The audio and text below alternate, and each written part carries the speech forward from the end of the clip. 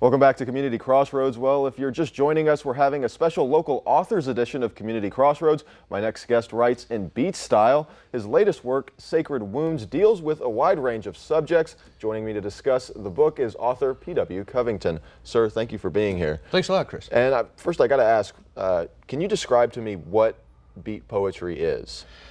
Oh man, if I told you, somebody else would come along and tell you something different. Okay. The whole idea was it's coming out of the beat movement in the 1950s. Folks like Jack Kerouac and Allen Ginsberg. This was the first time in America that writing and poetry kind of got out of the academic environment, outside the classroom, and out onto the highway and into the streets and into the alleys. And people started writing about things that weren't necessarily birds and flowers. Okay. Though Gary Snyder wrote a lot about birds and flowers. Right. But we also wrote about alleys in Denver and prostitution in Los Angeles and drugs in San Antonio. Right. And border issues and all of these things. So there were a bunch of issues that were initially people hadn't really read about in terms of poetry that were all of a sudden pushed to the forefront. Oh, exactly. And I think most viewers will be familiar with Ginsberg's poem Howl, which was a landmark case in this country because for the first time the courts ruled that no, creating something is not patently obscene. You can't ban somebody writing real life and putting it out there as it is.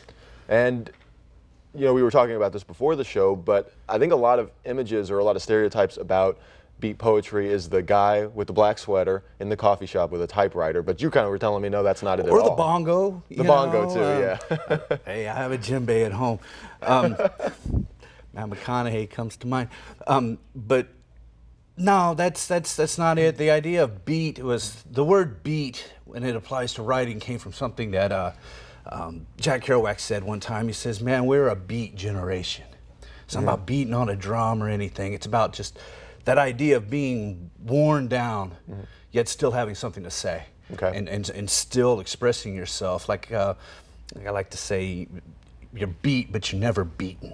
Okay. You know, wherever you are, describe what the world is to you, where you're at, because it's going to resonate with people. And would it be fair to describe beat poetry as a rebellion poetry? Against certain things, yes. I prefer to think of it as a liberation. Okay. Of breaking out from the shells and the expectations of academia, of polite society, of law and order, of just say no. You know, we need somebody, we need that voice at all times to stand up and to challenge all of that. Okay. And no matter if it succeeds, if it doesn't, if it helps influence things, if it doesn't, the ability and the necessity of that in society, I think, will never go away. That's one of the reasons why it's universal. Yeah, and it's that idea of testing the bounds, and that's what art and writing and, well, any form of art really has always done, is tested the limits. When it's good. And it's always good, yeah. It does. And that's since the Roman gladiator days, there have been people to stand up and say, no, no. Yeah. You know, and whether that's rock and roll, whether that's alternative writing, whether that's the internet in and of itself is liberating people. We saw that all over the Arab world a couple of years ago. So yeah, it's the power of the people. It's taking that power away from authority and right down into the streets. And your writing career started off with some rebellion. I mean, it started off with your underground newspaper. I got kicked out of Quail High School for writing an underground newspaper. Yeah. Yeah, that happened. Came over here to VC, got my GED, I think the next week. Ended up joining the Air Force, and boy, the die was cast from there. Okay. But yeah, they kicked me out of Quail High School back in the early 90s for writing. For writing. Yeah, somebody didn't dig what I had to say. I guess not, but you've been described as an American road warrior. What exactly does that mean? It means I get a lot of free rooms from hotels.com. I spend probably half of every year on the road, and that's it's not fun anymore. It's just a thing I do. Yeah, I have to travel. I have to travel to do what I do. Unfortunately, the opportunities to do what I do aren't as present in our area as they are in other parts of the country, but spent a lot of time down in the Rio Grande Valley, spent a lot of time out on the West Coast in the Bay Area especially, and Denver and Arizona, a few places in between. And this poetry collection, Sacred Wounds, it deals a lot with some of your travel, particularly in Somalia. Right. I was one of the first guys on the ground in Somalia in 1992. I was in the Air Force. I worked in air transportation, and we are the guys that set up airports where they didn't exist. So before everybody else got there, we got there and set up Mogadishu International as a terminal for international relief flights, as well as the military security folks that came along with that. Did you start writing poetry when you were stationed there, or was this something that kind of came about once you got out of the military?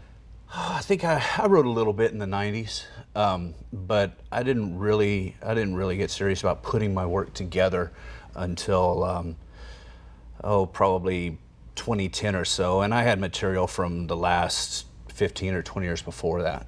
But wrote a little bit. I really didn't have a whole lot of time while I was in uniform to write because we were either training or deployed. I was just in one of those kind of jobs. And then got out of the service, and I spent a lot of time wandering around the country and the continent on my own. I spent a lot of time living in Mexico and hitchhiking all over the place, and wrote a little bit. But really, I think that was all research for the writing that came later. And now you do readings at Guerrilla Gourmet. I host a reading at Guerrilla Gourmet.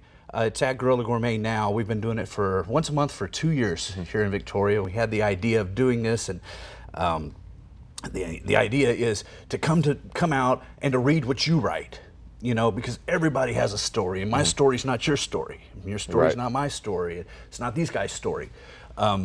But everybody has that story within them, and everybody expresses it in a different way. So to give the community and give community members an opportunity to do that, and Chef James has been awesome with us and giving us a venue over the last, I guess we've been with him 6 or 7 months now.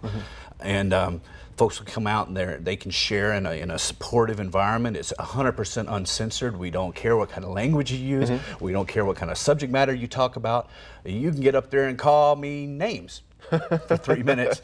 You've got the right to do that. I have a feeling they will not be doing that. It's happened. Oh, it has? Okay, well. And if people want to check out some of these books, where should they go? Redbird Books is a great place in town. I am a supporter of independent bookstores. You know, we see these things with these chains. Hastings is going away, and that's is going to happen. Yeah. But these big chains come in and they run our small independent bookstores out of business. Right. And that's a tragedy. Redbird Books is great. They have my books there. Amazon.com, BarnesandNoble.com, you name it, out there in the interwebs. They're out there. Yeah. Come and find me at a reading. I'll be featuring on July 14th at Guerrilla Gourmet. We'll have books there. They're everywhere. Just Google up my name and we'll pop up. Yeah, so be sure to check them out because they are an interesting read, to say the least. All right, well, stay with us. We'll have some more Community Crossroads right after the break.